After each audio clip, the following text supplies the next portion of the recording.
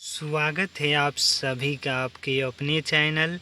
Eklavya education centre की इस नए वीडियो में। दोस्तों, आज के इस वीडियो में हम यह जानने का प्रयास करेंगे कि लौकी की फसल में शैम्पू और देसी दारू के प्रयोग करने से हमें क्या क्या लाभ प्राप्त हो सकते हैं, और इसके साथ साथ यह भी जानने का प्रयास करेंगे कि हम अपने लौकी की फसल में शैम्पू और देसी दारू का प्रयोग कैसे कर सकते हैं। अर्थात लौकी की फसल में शैम्पू और देसी दारू के प्रयोग करने की विधि पर भी हम विस्तार से जानकारी प्राप्त करने की कोशिश करेंगे इस वीडियो में। तो चलिए इस बेहद ही महत्वपूर्ण वीडियो की शुरुआत करते हैं। जैसा कि आप जानते ही हैं कि लौकी एक ऐसी फसल है जिसकी खेती करके निश्चित तौर पर हम कम समय में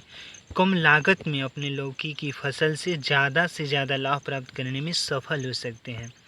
लेकिन मौजूदा दौर की काफ़ी संख्या में किसान यही सोचते हैं कि हम अपने लौकी की फसल में कौन से खादों का प्रयोग करें, कौन से दवाओं का स्प्रे करें, जिससे जो हमारा लौकी का फसल है वो हमें कम लागत में ज़्यादा से ज़्यादा लाभ देने में सक्षम हो सके। और उन्हीं प्रयोगों में किसान काफ़ी संख्या में अपने लौकी की फसल में शैम्पू और देसी दारू का प्रयोग करके निश्चित तौर पर कम लागत में कम समय में ज़्यादा से ज़्यादा लाभ प्राप्त करने में सफल हो रहे हैं। और हमें पूरा भरोसा है कि अगर आप भी अपने लौकी की फसल में शैम्पू और देसी दारू का प्रयोग करते हैं तो आपको भी लाभ देखने को मिल सकता है। लेकिन यह बेहद ही महत्वपूर्ण हो जाता है कि हम अपने लौकी की फसल में शैम्पू और देसी दारू का प्रयोग कैसे कर सकते हैं, यानी शैम्पू और देसी दारू के प्रयोग करने का सही रणनीति क्या है। इस तथ्य को समझना हमारे लिए सबसे महत्वपूर्ण हो जाता है। तो देसी दारू का प्रयोग निश्चित तौर पर हम अपने लौकी की फसल में स्प्रे के माध्यम से आसानी से कर सकते हैं। तो स्प्रे करते समय हमें यह भी ध्यान में रखना होगा कि सही मात्रा में हमें स्प्रे करना है,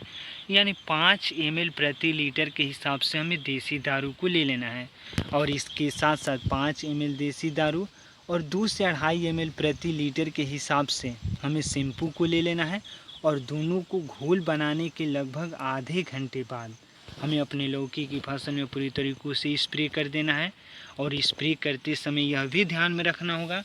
कि बच्चों की पहुंच से हमें दूर रखना होगा, यानी जहां से बच्चे पहुंच न सके स्प्रे करते समय, क्योंकि अगर बच्चे पहुंचते हैं तो निश्चित तौर पर उनको नुकसान भी हो सकता है। तो इस तरह से सही रणनीति यही है कि 5 ml प्रति लीटर के हिसाब से देसी दारू और 2 से 2.5 ml प्रति लीटर के हिसाब से शैम्पू को ले लेना है। और दोनों को एक साथ घोल बनाने के लगभग आधे घंटे बाद हमें अपने लौकी की फसल में इसका स्प्रे कर देना है। और जैसे ही स्प्रे करेंगे अपने लौकी की फसल में तो निश्चित तौर पर हमारे लौकी के जितने भी पत्ते होंगे वह पूरी तरीक़ों से साफ़ हो जाएंगे। अगर हमारा लौकी का पत्ता अगर पूरी तरीक़ों से साफ़ रहता है तो निश्चित तौर पर इस पर जितने भी सूर्य के प्रकाश पड़ेंगे उनको यह अच्छे तरीक़ों से भोजन में तब्दील करने में सफल हो पाएगा, क्योंकि लगभग सभी प्रकार के पौधे फोटोसिंथेसिस की प्रक्रियाओं के द्वारा ही अपना भोजन बनाते हैं, और लौकी भी शामिल है। जैसे ही हम अपने लौकी की फसल में शैम्पू और देसी दारू का स्प्रे कर देते हैं तो लगभग 2 से 3 दिन बाद हमें इसका लाभ दिखना शुरू हो जाता है। यानी जैसे ही स्प्रे करेंगे तो हमारे जो भी लौकी के फल होंगे वह भी पूरी तरीक़ों से सुरक्षित एवं स्वस्थ होंगे, क्योंकि इस पर जितने भी आप देख सकते हैं यहाँ पर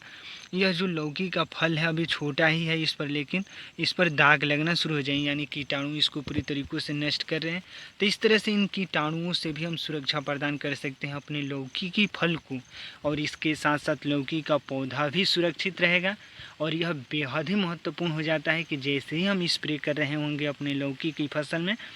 तो स्प्रे करते समय यह भी ध्यान में रखना होगा कि स्प्रे करने के बाद हमें अन्य कीटनाशक दवाओं का प्रयोग बिल्कुल भी नहीं करना है, क्योंकि अगर अन्य कीटनाशक दवाओं का प्रयोग कर देते हैं देसी दारू के प्रयोग करने के बाद तो निश्चित तौर पर हमें नुकसान भी हो सकता है।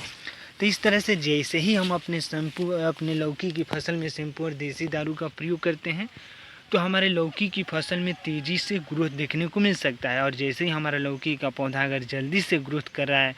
तो निश्चित तौर पर उसमें ज़्यादा से ज़्यादा फूल और फल लगने की संभावनाएं भी बढ़ेंगी, क्योंकि किसान की प्राथमिक सोच यही रहती है कि हम अपने लौकी की फसल में फूल और फल को कैसे बढ़ा सकते हैं। और उन्हीं प्रयोगों में निश्चित तौर पर काफ़ी संख्या में किसान अपने लौकी की फसल में शैम्पू और देसी दारू का प्रयोग करके ज़्यादा से ज़्यादा लाभ प्राप्त करने में भी सफल हो रहे हैं। तो इस तरह से हम अपने लौकी की फसल में अगर एक बार शैम्पू और देसी दारू का प्रयोग कर देते हैं सही समय पर, यानी केवल शाम के समय में ही हमें अपने लौकी की फसल में शैम्पू और देसी दारू का प्रयोग करना है। यानी अगर सुबह के समय में करते हैं तो हमें नुकसान भी हो सकता है, और बारिश के दौरान ना करें, क्योंकि सामान्य तौर पर देखा जाता है कि लौकी की फसल बारिश के मौसम में ही उगाया जाता है।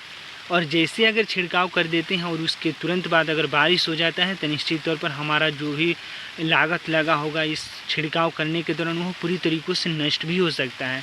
जैसा अभी मौजूदा दौर में जिस समय हम वीडियो को शूट कर रहे हैं अभी बारिश हो ही रही है, यानी बारिश में ही हम वीडियो को शूट कर रहे हैं। जैसा कि आपको हम दिखाने की कोशिश, आवाज़ भी आ रहा होगा बारिश का।